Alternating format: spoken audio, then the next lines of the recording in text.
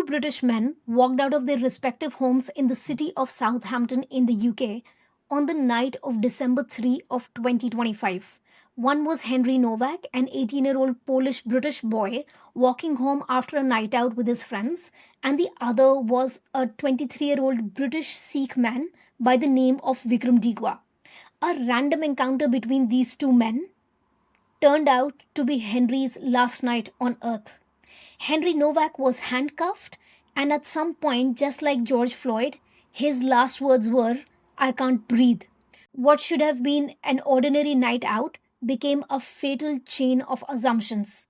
This is the story of how racial assumptions and political correctness can cost lives.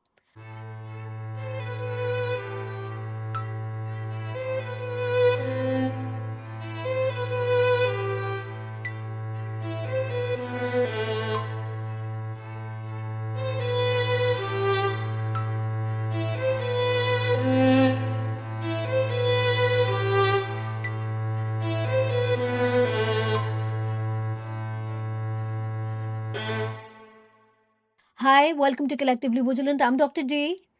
And I'm Sam. Here at Collectively Vigilant, we learn the law through true crime. So if that sounds good to you, please consider subscribing to this channel. By the way, we have about 56 episodes already out there in English, and now we're retelling a lot of stories in Hindi as well. I believe we already have 8 episodes out for that as well. So if you're interested, please consider subscribing to both the channels. We will put that in the description box below. All right, Didi, let's start with the fatal night of December 3 of 2025. So, the night, as I said, was December 3 of 2025, and this was in the city of Southampton, which, by the way, is about 80 miles on the southwest corner of London. And two British men basically walked out of their homes. Both were born and brought up in Southampton. And at one point, they both met at Belmont Road, which is in the Portswood area of Southampton. Now, we don't know how exactly the confrontation between these two people started, but what we do know from eyewitness testimony and ear witness testimony is that loud voices were heard in a particular neighborhood, and there was lots of shouting going on, but some people couldn't even place what language that shouting was going on in. And at some point, it did sound like people were having a heated exchange. And I think you and I both know that there is a difference between when two people are talking normally and when there are temperatures raised in a particular argument. Absolutely. But both were British, so why this thing of which language they were yelling at came up? Okay, I think when we go further into the story, you would know that one particular person brought other relatives with him, and they were possibly speaking in different languages, right? Oh, okay, got it, got it. Right. Okay, so let's get back to that story. So at some point there was a heated exchange, and then all of a sudden we can actually see that Henry pulled out his phone and started recording a Snapchat video. And in that Snapchat video, we can actually see Vickrum Digwa walking away from him. And it seems like at this point, words had already been exchanged between these two. So that's where the Snapchat video begins. We see that Digwa is walking on the opposite side of the road. And from everything that we know that has come out in this case, these two people had never met each other before this night. This was their maiden encounter with each other. Okay. So the next thing we know is that apparently Henry saw that Vikram was wearing a dagger on top of his clothing, and he teasingly looks at Vikram and says, "Are you a bad man?" Okay. And within that teasing, we see that there's a remarkably sinister thing where just hearing that, "Are you a bad man?" Vikram sort of turns around and basically starts this dagger attack. So Digwa's reply was, yeah. So instead of any verbal exchange, he directly starts his dagger attack. We don't know for sure because some things were on the Snapchat videos, some were not. And as you know, Okay. if two people are in a scuffle, sort of phone goes somewhere, right? Yeah. So, and Makes sense. as I said, he was no longer Henry was no longer walking with his friends, so he was all alone. So in that Yeah. sense, we don't have a witness testimony corroborating what Henry was saying. We only have like a Snapchat video which only gives us a few things here and there. Right. So Digwa's reply was that yes, he's a bad man. And then he actually grabs Henry's phone, and we can hear the scuffle of the phone being taken away. And then apparently there was a struggle between these two, and Henry was trying to get his phone back. Okay. But in this particular scuffle, Vikram Digwa's turban came off. Now, for all of you who have never been to India or have never met someone who follows the Sikh faith, Didi is going to explain to us what a turban is. Like when you talk about turban, it's just like a modesty wrap for your head, and men wear it. So you Yeah, are supposed you're so Sikh men never show their hair actually. They need to keep it tight, and then they have a long wrap, like 4-5 meter cloth that is wrapped around in a particular manner, yeah. and it's a mark of being a Sikh man. Right.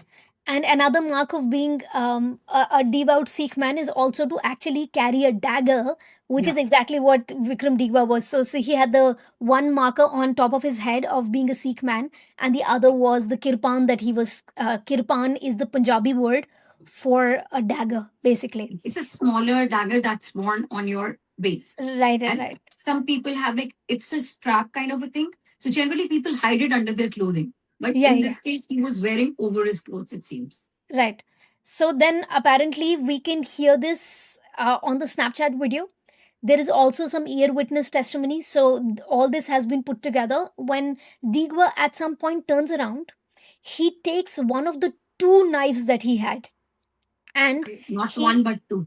right. So he was definitely carrying a kirpan, which is a smaller dagger, as we said, worn for a religious purpose. It's basically Right. just for show. It doesn't actually. It's not supposed to be used to harm anyone, right? Right. And it was tucked away. And then the bigger one is the one that he used to start attacking Henry Nowak. Okay, and the bigger one was actually 21 centimeters in length, It and he means started attacking. something snapped in him and he starts and 21 centimeter is like a small ruler, like Yeah, so double. we don't know if something snapped in him. I think that's the way we colloquially say something snapped in him, Yeah, but we don't even know what the context of that snapping is. So we basically don't know right. what happened, right? It's basically one person's word against the other, and Hmm. with a little bit of camera footage thrown into it. Right. So he used that dagger, and then he started stabbing Henry, first in the chest, then in both his legs. Then at some point, he stabbed him in the stomach as well, and also across the face. So, definitely, there were five big wounds. One of them was actually fatal, and Henry, at this point, didn't know that it was fatal, so he was not being quiet. He was actually trying to fight against Vikram Digwa, who had this weapon on him, and the fatal blow at some point went into his collarbone and hit him in the heart. Around that, sorry, it punctured his lung. I'm sorry, I said the heart. It punctured his lung. So the fatal blow went into his chest, and roughly 8 centimeters deep into his chest, which basically tore his lung, and it severed a vein which is just behind the collarbone. He was stabbed two more times in the leg, as I said, in the abdomen, quite near the groin as well, and his face was also slashed, as I said.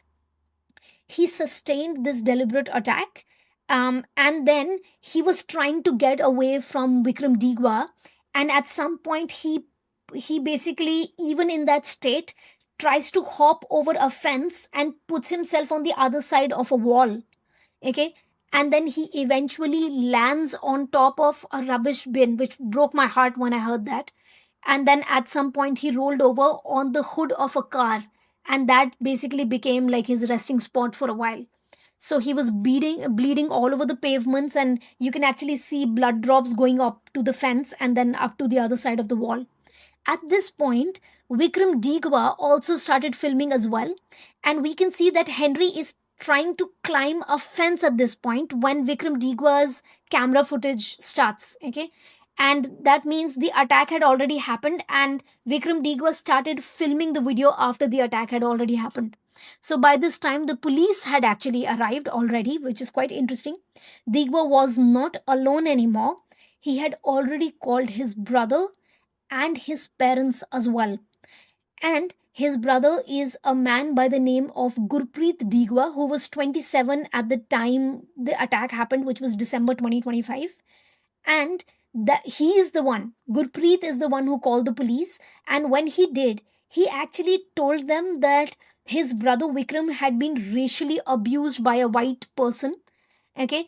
And at the scene were three people. So it was Vikram Digwa already, and then three of his family members come along as well. So there is Vikram, the perpetrator, Kiran Kaur, the mother, who was 53 years old.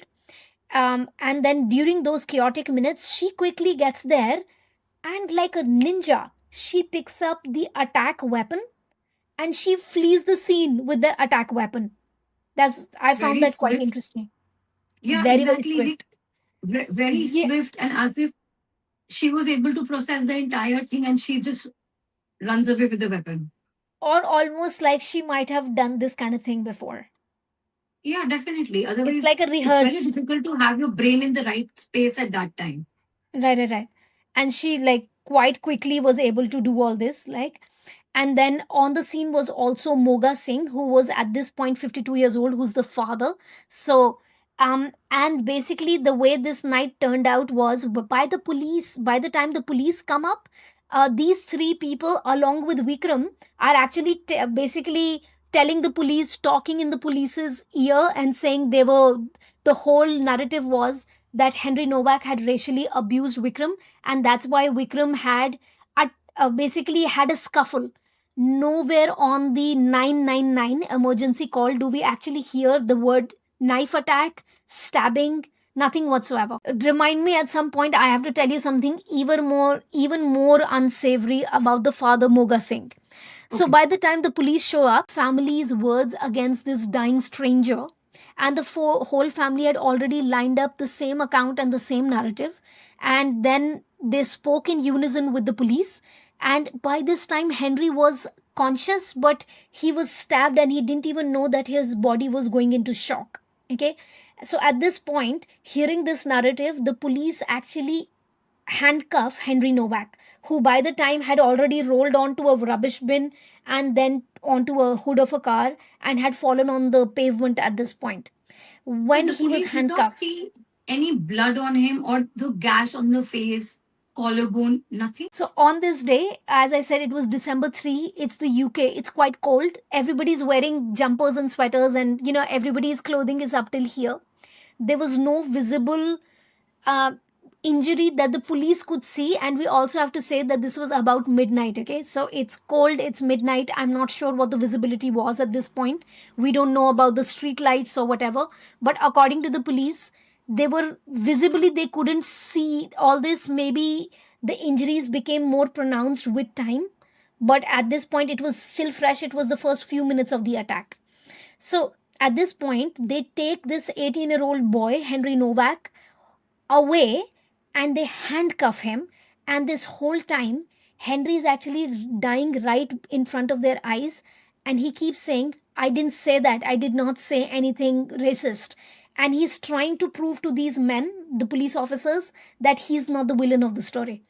And at some point, he starts saying, I can't breathe, I can't breathe, which to me was such a cruel thing. Because imagine, even if we have a scratch, our natural tendency is we want to put our hand there, right? And Right. this was a man who, I'm sure, as he was dying, he couldn't breathe. He wanted to reach like to his throat or to his nose or something, and he was handcuffed. Let's talk about Vikram Digwa's family, because as we all know, the apple does not far basically ever fall very far from the tree, and we'll see that come true, especially when it comes to this whole Digwa Singh family. Okay, so let's talk about this family. Vikram Digwa was born and raised in Southampton, which was the same city as where he became a murderer and basically killed Henry Nowak. His father Moga Singh was also British born, while his mother Kiran Kaur was born in India. Vikram, interestingly, is a member of the Nihag order, which is a Sikh traditional martial arts kind of clan, which is tied to being the saviors of the Sikh religion. And they do a lot of martial practices, or they have their own type of Sikh martial arts, which is called Ghatka. Okay, And actually, Vikram and his brother Gurpreet both taught this kind of martial arts at the local Sikh temple. They must And be very, like, mm, physically very strong, and they knew all the moves basically. yeah, they knew all the moves, and also that's one way to look at it. And the other is also that they were quick to hit because they're already in that Yeah, mode. That's their job. Okay, right. it's our job to talk, so it's so come so easily for us to talk all the time, right? And then same way, if it's your job to basically teach people how to hit, then hitting comes so easily to you, right? So anyway, unfortunately, I cannot tell you all these details about Henry and what he was doing with his life, because poor boy, he was just 6 weeks into his journey as a college student. He had just turned 18, and all we know about him is that he was studying economics and finance. He never got to grow up and never got to make a life for himself, so we can't even say what he could have become. But all good things, I hope. He was also he was British born. He was born in Westminster. He was one of four siblings, and his father, Mark Nowak, has Polish British roots. So the entire family was born in Britain, but at some point in their heritage, they were Polish. And that's all we know about these people. And the further we go, we will, of course, comment on the families as well, of how they were able to show themselves out in the press. So that's, we'll leave that for a little later. Okay, but all I can say is there's a drastic contrast between these two families. So, as I said, the cover up had already begun at the scene of the attack itself. So, what happened was, minutes after, Vikram's brother Gurpreet had come along, both the parents had come along, and this narrative was already being told to the police on the 999 call. Everybody had already done their part. Okay, and by 11:37, because the police could see that Henry was actually collapsing and could not breathe anymore, they actually arrested Vickrum Digwa as well, despite all the narrative that he was doing, because now they could clearly see that Henry was he might succumb to his injuries. And the ambulance was called right there, and they started doing CPR on him. But unfortunately, by the time they were able to load him up and take him to the hospital, he was already declared dead. Okay. And by the way, the police arrived almost 71 seconds after the initial police call was made, which was, that means they were remarkably close, right? And Right. but they were remarkably close, and they came and they handcuffed the boy Henry, and they were listening to this family talk. So had they not listened to the family talk, had they taken him to the ambulance early, some people think that that could have at least given Henry a fighting chance for his life. But Absolutely. we don't know that, because there are medical professionals that say that that's actually not the case. He wouldn't have survived. It was too fatal an injury, and he was bleeding from within. So, Didi, do you have anything to say? No, it's very hurtful that sometimes, in order to be politically correct, it seems police wanted to be politically correct at this point of time because there is I a think we should ground. say racially. Yeah, they were trying to be Yeah, very it's sensitive. racially sensitive. Yeah. Yeah, but in their racially, them being racially sensitive, how did they ignore the fact that a kid is bleeding out? Why didn't they? Why didn't? Anyways, they should have called the ambulance when he's telling them he can't breathe. Yeah, that's towards the end, and by that time they had called the police. So initially they were not able to see anything, apparently, according to them. So, and another sad thing was, as Henry was telling these police officers that he'd been stabbed, we can actually see on the body cam footage of one of the police officers themselves. One of the police officers very dismissingly says to this dying boy, as he says, I can't breathe, okay, I've been stabbed. The police officer says, quote, I don't think you have been stabbed, mate, unquote. So That's that's exactly something. being so unsensitive. I mean, we don't know if that's being insensitive, but we do definitely know that they're being dismissive towards the concerns of this boy. Yeah, I mean, another way to say that would be insensitive. The narrative that was already put out in the media shortly after the killing of Henry Nowak was that a racist has been killed, and these family members who were the victims of a racially abusive man had taken the law into their own hands. So that was basically the narrative initially, and that unfortunately became the narrative for quite some time. And I can't even begin to imagine how hard that was for Henry Nowak's family, a knowing that your young boy of 18 out of nowhere has been killed, and b hearing that he was a racist. Can't even imagine. Now let's talk about the charges that were brought against Vickrum Digwa, and if any charges were brought against the rest of his family or not. And I'm sure all of us are very concerned about that. So, Vickrum Digwa, as I said, was actually arrested on that night itself, which was the night of December 3. And because this happened around midnight, the arrest report shows that he was arrested on December 4. Okay, because it rolled over from December 3 to December 4, 2025. So Digwa was arrested on suspicion of attempted murder, because at this time Henry was simply stabbed, and they didn't know that he's going to die at some point. So Henry's death became official in the early hours of December 4. So Digwa was arrested on suspicion of attempted murder that very night, which basically rolled on from December 3rd to December 4, because everything happened in the wee hours of the morning. And Vickrum was charged, of course, with murder at some point. And then his family was also charged. Basically, his mom was charged with assisting an offender because she took the weapon away from the scene. And both appeared in front of the Southampton Magistrate Court on December 8, which was 5 days after Henry's death, before being presented in the Southampton Crown Court. They basically, when they were asked whether they're guilty or not guilty, they said they are not guilty, of course, right? Because this kind of family would not take any responsibility to begin with. And they were, at this time, until the trial actually began, Vickrum Digwa was in custody the whole time. Sorry, the pre-trial hearing was in late March, and then the actual hearing started on May 12th of 2026. Vickrum Digwa's mom had been granted bail at this point, but he was not. So the trial began. And the minute the trial began, the prosecution laid out to the jury what had happened on Belmont Road in Southampton.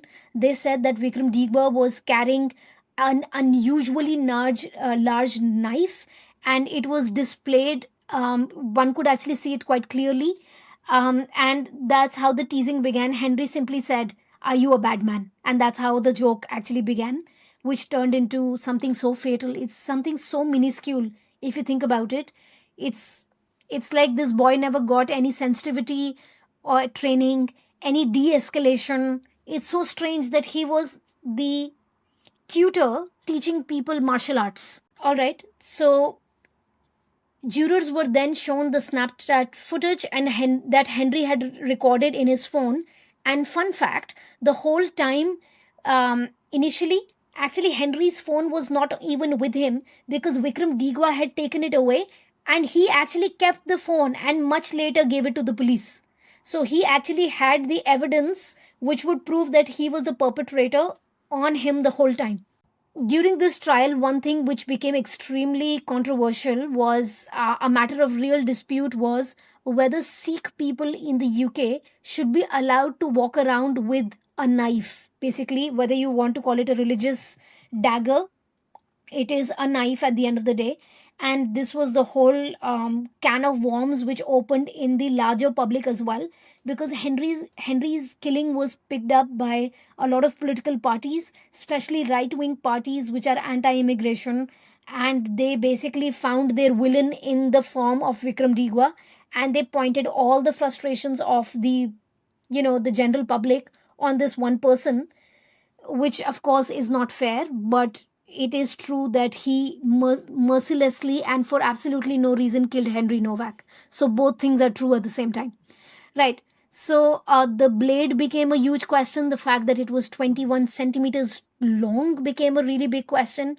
And of course, during this whole time, Digwa's defense pushed back on this whole framing. And they said that Sikhs are permitted to carry this for religious reasons.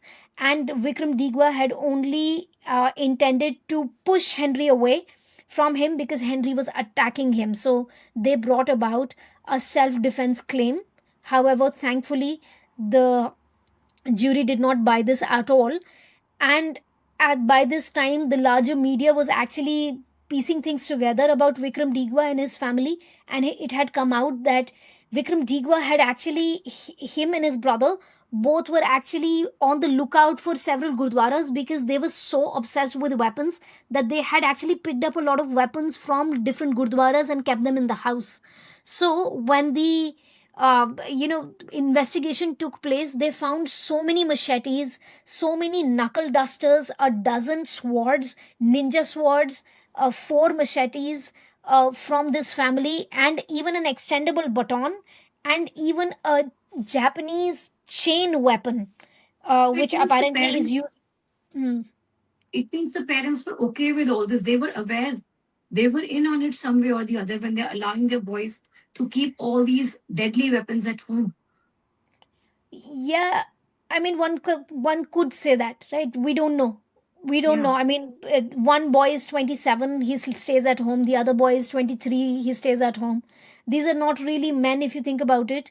Even in this economy, who have, it seems, have tried to go out and get university degrees, or have tried to go make like a living for themselves other than being like martial artists at the Gurdwara. I'm not mm, sure if that was a voluntary thing. Were they getting money mm, out of it? But it does not seem like this family is a functioning unit in that sense.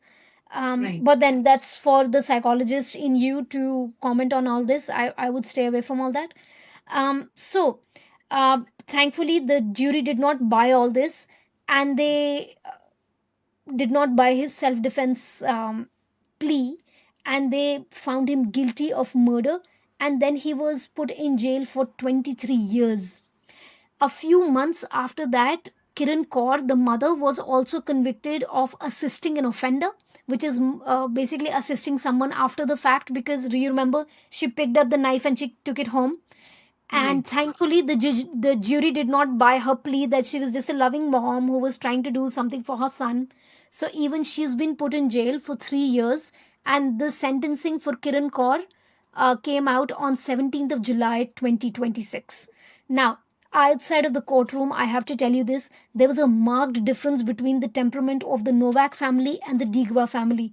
The Novaks, all of these people are just a picture of patience, lovely human beings. They speak in such calm voices. It is absolutely amazing. And despite losing their son, the younger siblings, was so well spoken. Both the parents, I heard the father speak, and he said, "Do not politicize the killing of my son for any political gains." He basically ended up saying things like that. So it was very lovely to hear him. On the other hand, every time we see a picture of the Digwa family, the father especially loves his middle finger, so he puts it up quite often. And the brother also has this sort of scowl kind of face all the time. So, as we said earlier, the apple does not Or fall very yeah. far from the tree, right? Okay, so the Sikh community has come out and condemned what these people have done in the name of Sikhism. And they actually, many charitable institutions have actually raised money for the Novak family, and they've raised this money as a community, and they've actually given it to the Novak family and knife crime prevention things. So at least the larger community is trying to step away and separate themselves from these four bad apples, basically, who just happen to be Sikh, right? So Didi, now that you know the story, and this is how unfortunately Henry Nowak's family has gotten some justice. Hopefully the other two who were on the scene would also be taken by the strong arm of the law. But that's where his story ends. So Didi, what would you Right. say is this whole weapon obsession and family violence that has come in here? What I feel is the number of weapons found in the house makes us ask a very important question related to psychology. That is, can weapons become a part of person's identity?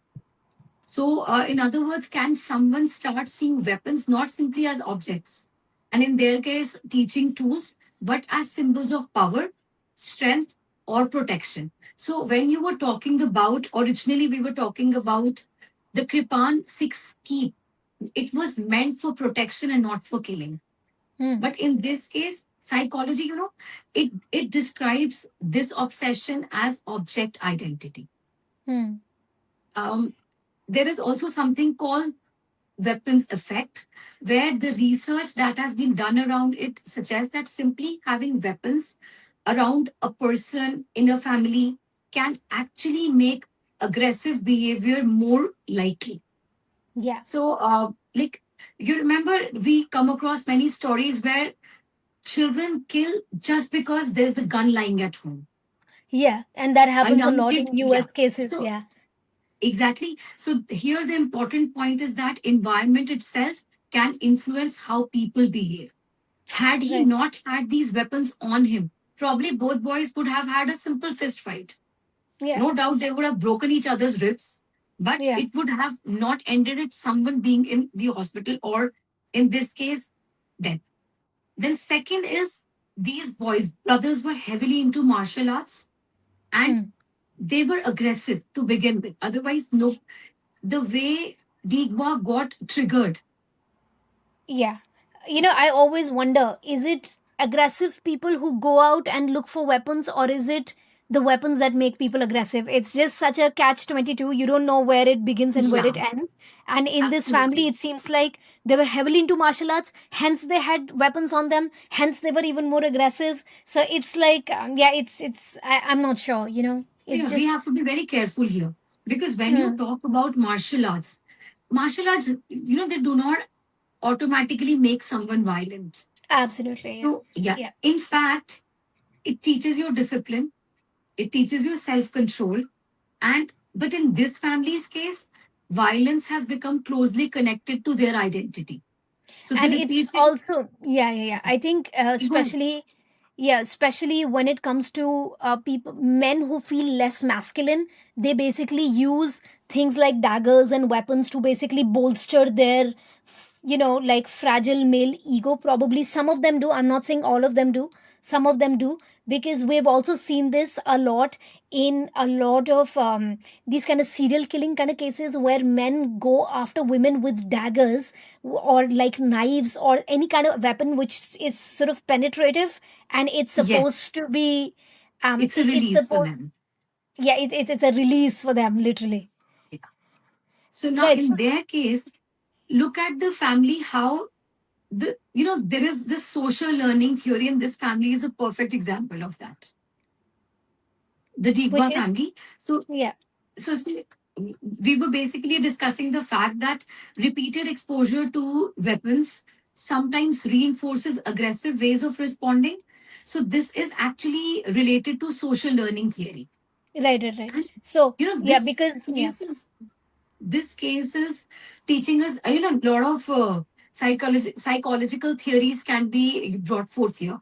So then Yeah. another useful concept is moral disengagement. If you look at, when the person finds a way to justify harmful behavior to themselves, perhaps they are convincing themselves that that's a way of protecting themselves. As you rightly mentioned, he was protecting his masculinity.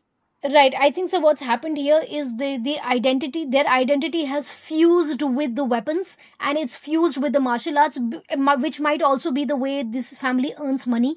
Because I went out of my way to figure out who's bringing in the money in this family, and I couldn't for the life of me find out who has a job.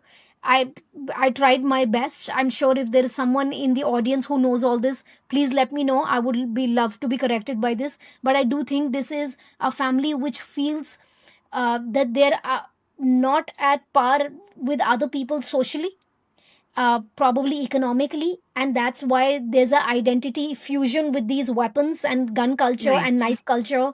And they're trying to show that we're the protectors by learning this martial arts, but actually they ended up hurting someone who was very vulnerable. He was all alone. He had already had a little bit of drink in him that night. It's just a 18-year-old boy walking about. If you see the difference, although Henry Nowak, by the way, was a football player, so he was also physically very fit, but not as fit as someone who 24/7 their job is to tell people how to hit, right? Or teach people how to hit. So, such a sad, aggressive sort of enmeshment in this family. And as Yeah, you it's said, there it's is moral basically, disengagement as well. Yeah. yeah, there's a weird sort of family loyalty. If you look at it, had they stopped there for a while and thought about it, they could have actually helped this dying boy, and the narrative would have been very different. Yeah, they could. Yeah, exactly. But then that would require taking responsibility, and we don't know if that was modeled for these two sons by the parents or not. If your parents do Exactly. not model taking responsibility, then you would never learn responsibility, right? Just be, they say, even if you tell your children what to do, they will actually not do that. They will do what you actually do, right? Absolutely. So, Therein comes one more explanation, that is family systems theory. You worded it already perfectly. So, in this sort of family, one family member can sometimes become more important than questioning what actually happened. The idea from the get go was save the boy. So, this is known as family systems theory. yeah, yeah. And then the So, group thing, you've already discussed it earlier. right, it's group think, which is such a important part of social psychology. We all do that no matter what group we're in, and family is the most important. It's they say blood is thicker than water. Is Thicker that what than they say? water. Yeah, yeah, yeah. So Yes. something like Yeah. that, right?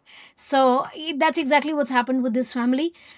The group think has come about, family systems theory, as you said. So all these things, by the way, are exactly the same in in criminology as well. Criminology borrows so heavily from psychology in all this.